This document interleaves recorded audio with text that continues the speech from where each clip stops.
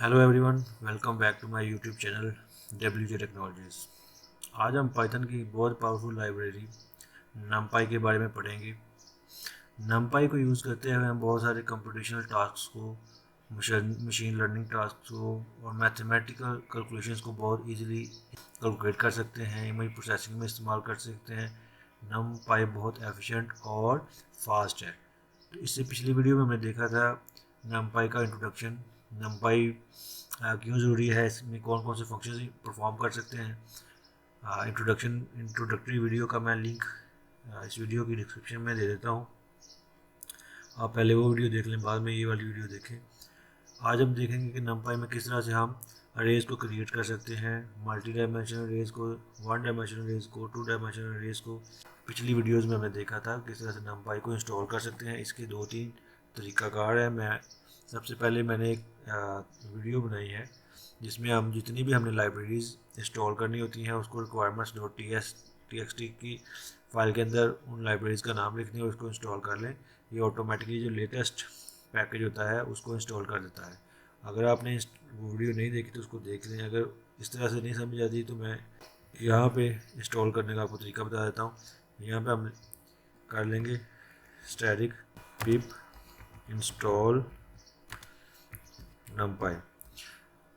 ये करने के बाद यहाँ से जाके आपने पाइथन को चेंज कर देना है। इसको कर लेना है आपने पावर शेल में करने के बाद इसको आप रन करें तो ये हमारे पास नमपाई की जो लाइब्रेरी है इंस्टॉल हो जाएगी। मैं इसको रन करता हूँ। सॉरी, ये स्पेलिंग थोड़े से गलत हो गए थे। मैं इसको अगेन रन करता हूँ। नमपाई की जो लाइब्रेरी है ऑलरेडी इंस्टॉल की हुई है तो इसलिए हमारे पास ये आ रहा है रिक्वायरमेंट्स ऑलरेडी सेटिस्फाइड। जब आप रन करेंगे, फर्स्ट टाइम रन करेंगे तो इसकी जो डिपेंडेंसीज हैं वो सारी यहाँ पे ऐड हो जाएंगी।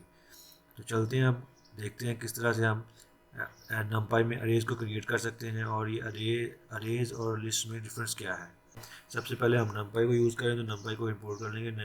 Import NumPy as NP. इसको पावर शेल को पाइथन में कन्वर्ट कर लेते हैं। ये हमारे पास इंपोर्ट नमपाई एज एनपी हमने इसका शॉर्ट नाम रखा है नमपाई का। जब भी हमने नमपाई को यूज़ करना होगा तो वहाँ पे हम एनपी को यूज़ कर लेंगे। यहाँ पे भी हमने नमपाई यूज़ करना होगा वहाँ पे हम एनपी को यूज़ कर लेंगे।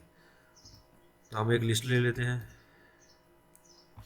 लिस्ट वन के नाम से इज इक्वल्स टू, इसके अंदर ये मैंने एलिमेंट लिख लिए। ये हमारे पास लिस्ट है।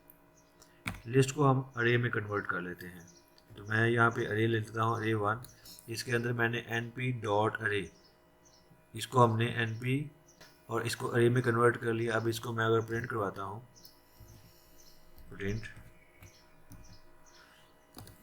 मैं इस अरे को प्रिंट करवा लेता हूँ तो ये हमारे पास इसकी अरे प्रिंट हो जाएगी 1 to 5 तक। ये हमारे पास इसकी नमपाई की अरे प्रिंट हो गई है।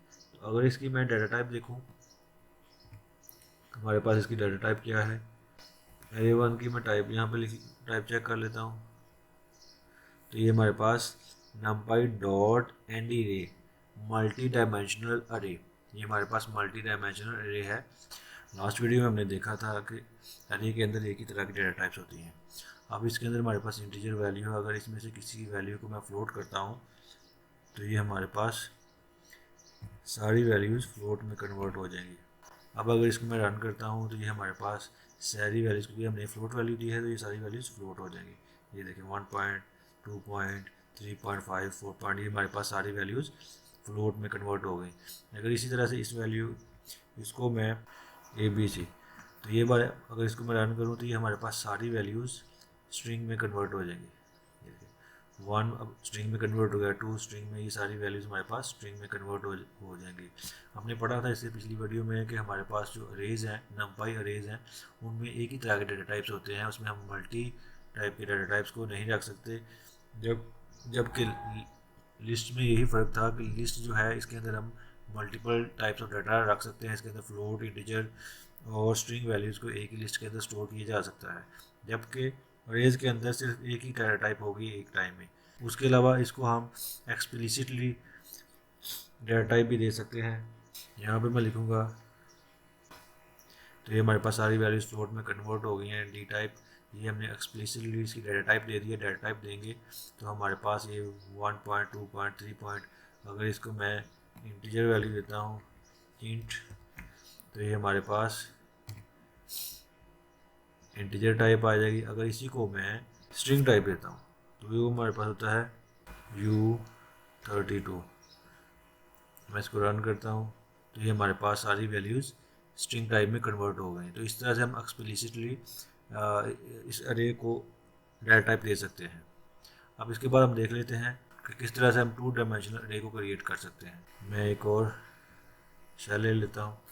यहाँ पे इंपोर्ट, numpy को बार बार इंपोर्ट करने की ज़रूरत नहीं है, मैं जस्ट आपके लिए लिख रहा हूँ ताकि आपकी प्रैक्टिस हो जाए कि हर जगह पे हमारे पास numpy है। इसके बाद मैं एक लिस्ट ले लेता हूँ, लिस्ट 2, और इसके अंदर मैं एक और लिस्ट ले लेते हैं 4 5 6 4 5 6 कॉमा 7 8 9।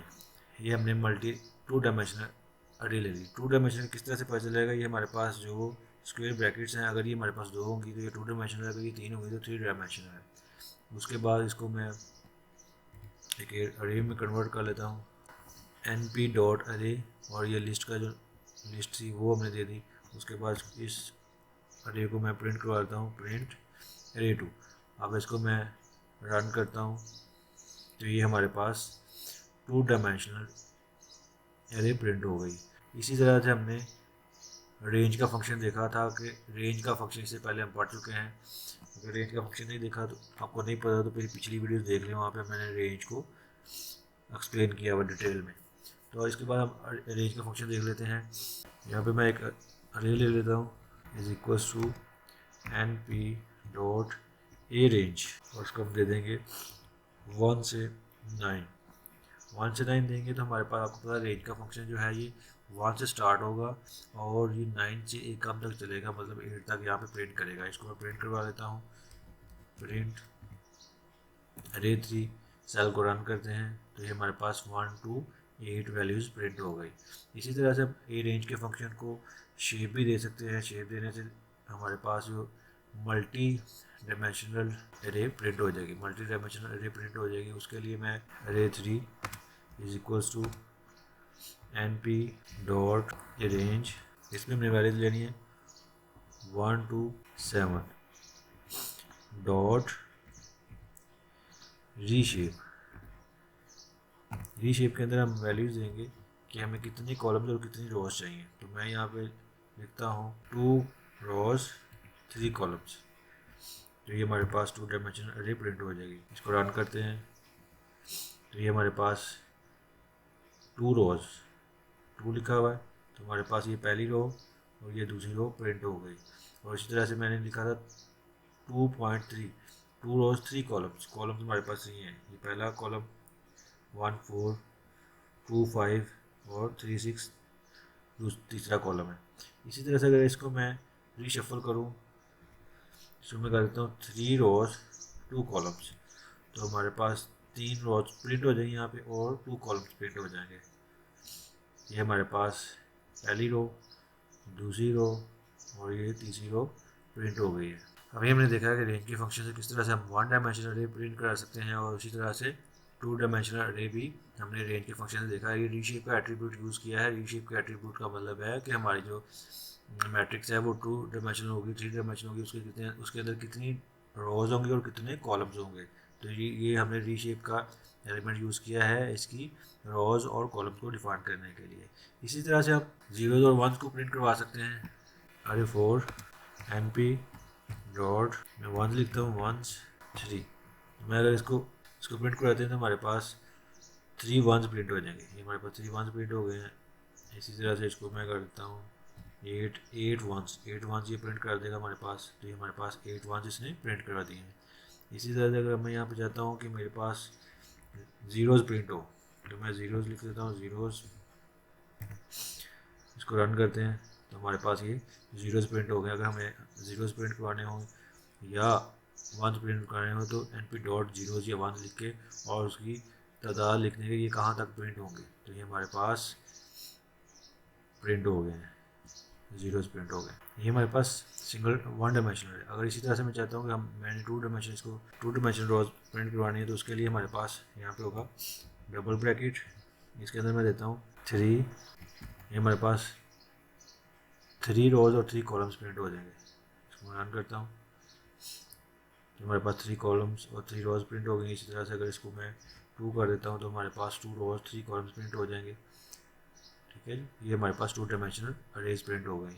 इसी तरह से इसको वंस को भी प्रिंट करवा सकते हैं।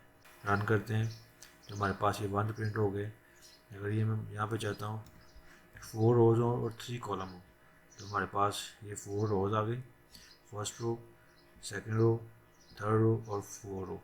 और ये हमारे पास 3 कॉलम्स है, पहला कॉलम, दूसरा कॉलम, तीसरा कॉलम। ये हमारे पास 4 रोज और 3 कॉलम्स प्रिंट हो गए। आज की वीडियो में हमने देखा कि हम किस तरह से नंपाई से अरेज क्रिएट कर सकते हैं। 1 dimensional, 2 dimensional, multi dimensional arrays को हमने देखा।